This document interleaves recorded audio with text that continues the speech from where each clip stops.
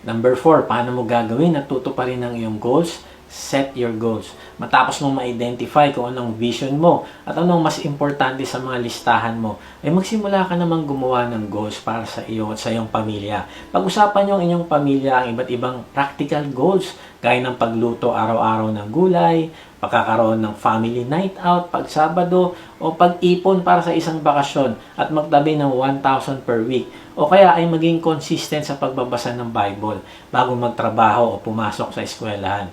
Tapos, pwede mo ding ibahagi ang iyong personal goal gaya ng pag-exercise araw-araw o kaya matutong tumugtog ng piano at iba pa sa lahat ng miyembro ng iyong pamilya. Depende ito sa passion o gusto mong gawin.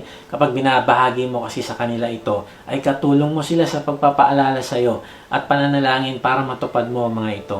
Ang ganitong paraan ay opportunity din para ma-encourage ang bawat isa sa kanilang goals at patuloy na i-challenge ang sarili sa kanilang mga skill at talent na gamitin at palaguin.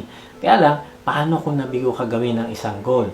Kaibigan, kung nabigo ka namang gawin ang isang goal, huwag ka mawalan ng pag-asa. Huwag mo kamuhian ang sarili kung hindi matuto ka sa kabiguan na ito at mas maging marunong pa sa paggawa ng susunod mong goal.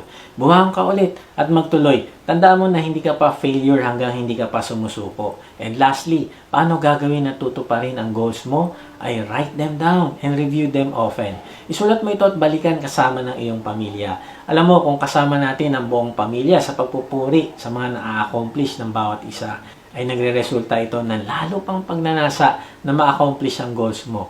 Kaibigan, sa ating pag-encourage sa bawat isa, ay gayahin natin ng ginawa ni Apostol Pablo kay Timothy na kanyang dinidisciple.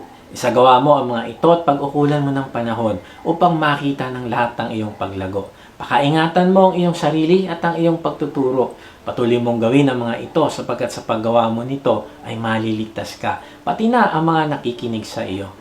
Kaibigan, ang ganitong pagpapaalala ang kailangan nating gawin sa bawat miyembro ng ating pamilya. Appreciate natin ang bawat accomplishment at paalalahanan ang mga hindi nagagawa. Nung isang araw ay pinuri ko ang isang anak ko na 11 years old dahil ang goal niya ay to strengthen his relationship with God and his family. At dahil sa minsan ay nakakalimutan niya ang mag-spend time kay Lord, ay pinasok na niya ang kanyang Bible sa loob ng kwarto na makikita niya kapag nagising siya. Ito ang magsisilbing trigger na pag nakita niya ito, ay ito ang kanyang uunahin bago kumain at mag-aral. Na-realize ko, kailangan natin ng visual reminder as trigger na magpapaalala sa atin ng ating goals. Kaya kailangan natin itong isulat at ilagay sa lugar na nakikita natin palagi. Sabi sa Habakuk 2:2, ito ang tugon ni Yahweh, isulat mo ng malinaw sa mga tapyas ng bato ang pangitaing ipapahayag ko sa iyo upang sa isang sulyap ay mabasa agad at maipabatid ito. Kaibigan, isulat nyo ang goals na binigay sa iyo ng Diyos upang mabatid ng bawat miyembro ng pamilya. Tingnan nyo ito palagi at suriin ang progreso ng bawat isa. Magsaya at ipagpasalamat sa Diyos ang bawat natutupad na goal.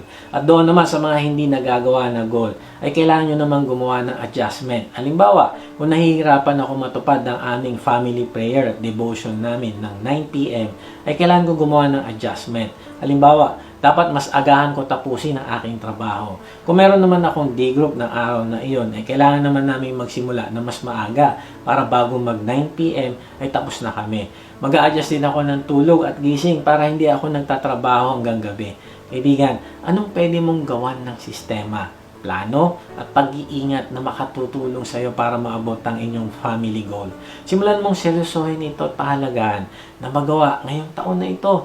Narealize ko na nakasalalay sa sistema na ginawa ang tagumpay at accomplishment natin. Sabi ni James Clear, you fall to the level of your systems. Kaibigan, gawan nyo na sistema ang inyong pamilya patungo sa paglago. Turuan mo ang iyong mga anak ng taon-taon ay gumawa ng isang habit na maganda na ipapalit sa hindi magandang habit. Simulan mo sa iyong sarili ang pagbabago at ito ang pinakamahalagang regalo mo sa kanila sa bawat taon. Ang pagbabago mo ay mas mahalaga kaysa sa material na regalo mo sa kanila. Halimbawa, kung ang habit mo ay magsalita ng bad words o green jokes o kaya ay palagi ka na lang nakasigaw, ay palitan mo ito na mas magandang habit ngayong taon. Kung ang habit mo ay maglaro ng video games araw-araw, ay palitan mo ito ng bagay na mas makakapagpatibay sa pamilya at magpapalago ng relasyon mo sa Diyos. So ang challenge ngayong taon na ito ay gumawa kayo ng inyong pamilya ng family goals at tuparin nyo ito sa tulong ng Diyos. Kaibigan, ikaw ang napili ng Diyos para simulan mo ito para sa iyong pamilya. Huwag mo sabihin na dapat mauna muna ang aking asawa. No, kung napapanood mo ito ngayon na ikaw ang kinakausap ng Diyos, huwag mo problemahin ang bagay na wala kang kontrol, gaya ng pagbabago ng iyong asawa. Ang focus mo ay ang iyong sariling pagbabago, dahil ito lang ang meron kang kontrol. Kaibigan, kung intentional kayo na gumawa ng family goals, ay dito nyo mas ma-appreciate at mas makikilala ng mas malalim ang bawat isa. Pagkakataon din ito sa pamilya na magkaroon ng pagkakaisa na magtulungan, magpalakasan, at mapatunayan na ang buhay ay mas mainam na kasama at katuwang ang bawat miyembro ng pamilya.